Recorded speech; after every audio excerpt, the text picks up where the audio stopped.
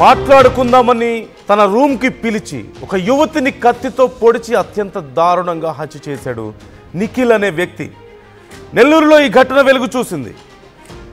మృతురాలు మైథిలి ప్రియ బెంగళూరులో జాబ్ చేస్తున్నట్లుగా తెలుస్తోంది. ఈ నెల 6న బర్త్డే కావడంతో 3వ తేదీన నెల్లూరు వచ్చింది ప్రియ. అయితే మాట్లాడాలి అంటూ రూమ్కి పిలిచాడు. ఆ తర్వాత కత్తితో పొడిచి ఆ యువతిని దారుణంగా హత్య చేశాడు నిఖిల్. మృతురాలి చెల్లికి ఫోన్ చేసి నేను ప్రియను చంపేశాను అంటూ నిఖిలే చెప్పినట్లుగా తెలుస్తోంది. దుర్గామెట్ట పోలీస్ స్టేషన్లో ఆ తర్వాత అతను లొంగిపోయాడు కూడా.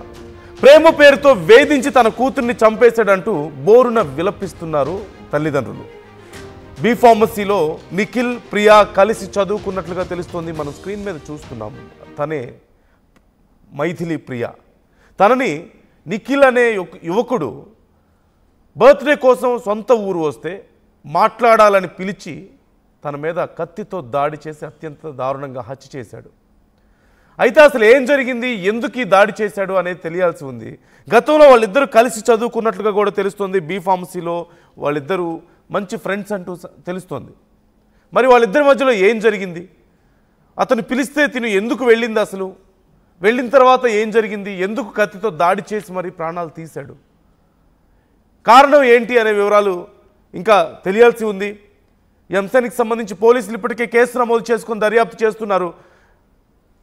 ప్రస్తుతం పేరెంట్స్ ఏమంటున్నారు, అసలు ప్రేమ పేరుతో తమ కూతుర్ని దారుణంగా హత్య చేశాడు అంటూ పేరెంట్స్ ఆరోపిస్తున్న నేపథ్యంలో వాళ్ళిద్దరి మధ్యలో ఏం జరిగింది, ఎలాంటి రిలేషన్ ఉంది అనే అంశానికి సంబంధించి డీటెయిల్స్ తెలుసుకుందాం. గయాస్ ఫుల్ డీటెయిల్స్ ఇస్తారు.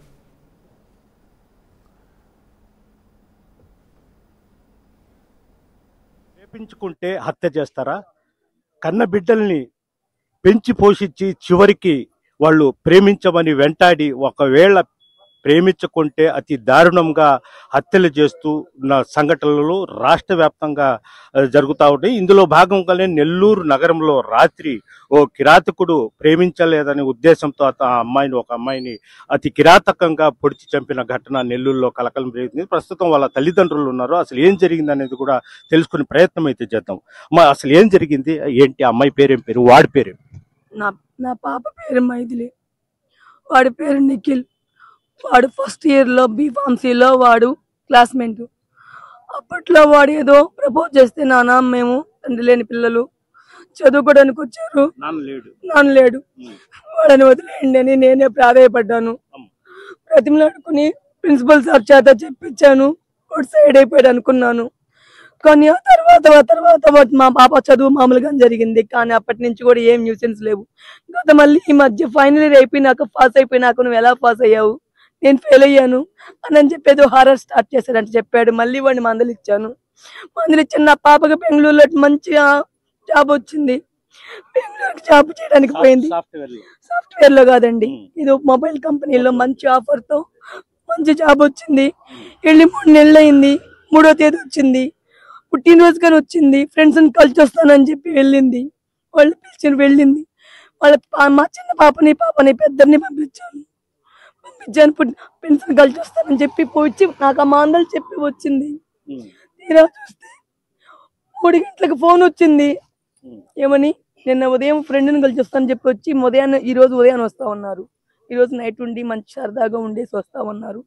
నాకు నైట్ 3 గంటలకు ఫోన్ వచ్చింది. ఎవడో ఒకటి ఫోన్ చేసి మీ పాప మెట్ల మీద ఉంది తీసుకెళ్ళమని చెప్పి ఫోన్ చేశారంట. చిన్న పాప ఫోన్ చేసింది.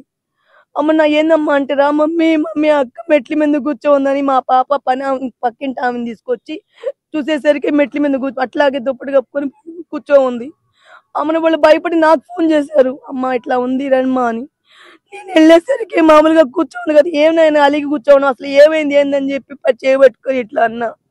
రెస్పాండ్ లేదు. చేయబట్టుకున్నా జిల్లం అనిపించింది, భయం వేసింది. కింద కూర్చొని చూస్తే అంబులెన్స్ లాగున్నారు. మీరు ఎందుకు వచ్చారు, అసలు ఏమైంది మా పాపకి, రండి అన్న అంటే లేదమ్మా మాకు ఎవరో ఫోన్ చేశారు, మేము వచ్చేసరికి పాప చనిపోయిందమ్మా. వాళ్ళే ఫోన్ చేశారంట. మాకెవరైతే చేశారో వాళ్ళకి కూడా వాళ్ళే చేసి అంబులెన్స్ వచ్చేసరికి చనిపోయిందని నిర్ధారణ చేయక మీకు చెప్తామని ఆగున్నామని అంబులెన్స్ వాళ్ళు మాకు చెప్పారు. ఏం జరిగిందో ఏమో అని చెప్పి ఆ భగవంతుడు తెలియాల. నిఖిల్ అనే అతనే మెయిన్, అతనితో ఒక్కడే కాదు ఇంకా ఎవరెవరో ఉన్నారు. బిడ్డని పిలిచి మాట్లాడాలని పిలిచి ఈ విధంగా చేస్తారు. అంటే మీ ఇంటికి ఆ ఇంటికి దూరం ఎంత? దూరం ఉంది, కొంచెం దూరం ఉంది. మీరు ఉండేది ఎక్కడ? మేము ఉండేది మూలాపేట. మూలాపేట. ఇప్పుడు అమ్మాయి చనిపోయింది అక్కడ కరెంట్ ఆఫీస్ దగ్గర. మేమంతా ఉంటాం. ఫ్రెండ్ని కలవడానికి ఇద్దరిని పంపించాం. ఒక్కరు ఎందుకని ఇద్దరిని పంపించాను. మా పాప ఇంట్లో రూమ్ లో, చిన్న పాప రూమ్ లో ఉందంటే ఈ అమ్మాయి కలవని పోయింది. ఇద్దరు పోయారు. తోడు పంపించాను. కానీ మా చిన్న పాపకి తెలియదు కదా ఇది ఇట్లా జరిగిందని, ఎవరికీ తెలియదు. కానీ వాళ్ళు తెలివిగా మాకే ఫోన్ చేశారు ఇలా జరిగింది అని. మేము వచ్చి చూసేసరికి ఏ విధంగా అఖిల్ అనే వాడు ఇంత ముందు నుంచి వేధిస్తున్నాడా? వేధిస్తుంటే నేను నచ్చ చెప్పుకున్నాను. ఏ రోజు కూడా కంప్లైంట్ చేయాల. నేను కాలేజ్ లో ప్రిన్సిపల్ చేత నచ్చ చెప్పాను. నేను తల్లిగా నేను నచ్చ చెప్పాను. అంతకు మించి వాడిని ఏం బెదిరించలా, వాడిని నేను కూడా అనలా. నేను వాడు ఈ విధంగా చేస్తానని అస్సలు అనుకోలే. ఇలా చేస్తానని భయపడి వాడిని ఎవరి ద్వారా నేను బెదిరింపులు నేనేం చేయలా. ఆయన చదువుకుంటున్నారు క్లాస్మేట్స్ గా ఉండండి, మాకు వద్దురా అని బ్రతిమలు అనుకున్నా. అంతకు మించి నేనేం వాడిని కూడా అనలా, తిట్టలే అసలు. తండ్రి కూడా లేడు పాపం. ఇది సార్ జరిగింది సార్, న్యాయం చేయండి సార్. ఇన్ని జరుగుంటాయి సార్. ఇప్పుడు ఈ తెన్న తల్లి ప్రతి పాప ఎప్పుడు వచ్చిందమ్మా? బెంగళూరు 3వ తేదీ వచ్చింది. ఇలాంటి వాళ్ళని మీరు ఏం చేయమంటారు సార్? పోలీస్ వాళ్ళకి, మీడియా వాళ్ళకి నమస్కరించి చదువుతున్నాను సార్. నాకు ఆ పాప మనవరాలు సార్, నా కూతురు బిడ్డ. ఇలాంటి బాధ ఏ తల్లులకి ఎవరి పెద్దవాళ్ళు చూడలేము సార్. మేము ఏం చేస్తున్నారు సార్ మీ మీడియా వాళ్ళు, పోలీసు వాళ్ళకి నమస్కారం. ఈ విధంగా చేస్తారా? ఆడపిల్ల బయటికి పోయేదానికి లేదా సార్? పెద్ద పెద్ద చదువులు చదివించుకుంటున్నాము, పెద్ద పెద్ద ఉద్యోగాలు చేసుకుంటున్నారు. ఇదేంది సార్ ఇంత దారుణాలు జరుగుతున్నాయి? ఇది పరిస్థితి. అంటే ఆ బిడ్డకు తండ్రి కూడా లేడు, తల్లి సంరక్షణలోనే చదివిస్తూ ఇటీవల కాలంలో చదివించుకున్నది సార్. భర్త లేకుండా చాలా కష్టాలు పడి ఆ బిడ్డల మీద ఆధారపడాలని చదివించుకున్నది. ఇద్దరు పాపలే సార్. ఎప్పుడు చనిపోయారు వాళ్ళ ఆయన? ఆ అబ్బాయి చనిపోయి 7వ సంవత్సరం సార్. పేరు ఏం పేరు? ఆ అబ్బాయి పేరు గిరిబాబు. మీ పేరు? శ్రీలక్ష్మి. ఇది పరిస్థితి. శ్రీలక్ష్మికి భర్త సుమారు 7 సంవత్సరాల క్రితం చనిపోవడం జరిగింది. వాళ్ళ ఇద్దరు పిల్లల్ని ఆమె కష్టపడి చదివించుకుంది. పెద్ద కుమార్తె ప్రస్తుతం ఆమె బెంగళూరులో జాబ్ చేస్తా ఉంది. అయితే గత కొంతకాలం నుంచి నిఖిల్ అనే ఒక దుర్మార్గుడు ఆ అమ్మాయి వెంటబడుతూ ప్రేమించమని, పెళ్లి చేసుకోమని చాలా వేధిస్తూ వస్తున్నాడు. అయితే ఆ తల్లి అయితే భయపడి, అంటే ఆ ఇంట్లో మగవారు లేరు కాబట్టి నచ్చ చెప్పేయ, మా బతుకు చాలా కష్టంగా ఉంది, మా బిడ్డలు మేము ఏదో చదువుకుని మా బతుకు మేము బతుకుతాము, మా పాప జోలికి రావద్దని కూడా చాలా మార్లు ప్రాధాయపడినప్పటికీ వాడు ఒక మృగంగా మారాడు. నిన్న సాయంత్రము ఆ అమ్మాయిని రూమ్లోకి పిలిపించేసి, అంటే వాళ్ళ చెల్లెలు కూడా ఉంది, వాళ్ళ చెల్లెలు బయట ఉంది, ఈ లోపే అతి దారుణంగా చంపేసి అతను ఫోన్ చేసి మళ్ళీ తల్లిదండ్రులకు మీ అమ్మాయి ఇక్కడ ఉంది రాండి అని ఫోన్ చేసి చెప్పడం జరిగింది. ఆ తల్లిదండ్రులు అక్కడ పోయేటప్పటికీ ఆ అమ్మాయి అక్కడే చనిపోయి పడి ఉండడం జరిగింది. నిఖిల్ మాత్రము దర్జాగా పోలీస్ స్టేషన్లో లొంగిపోయినట్లు కూడా తెలుస్తుంది. అయితే ఇలాంటి ఘటనలు నిత్యం నెల్లూరు నగరంలో జరుగుతూనే ఉండేవి. వీటికి బ్రేక్ వేయాల్సిన అవసరం ఎంతైనా ఉంది.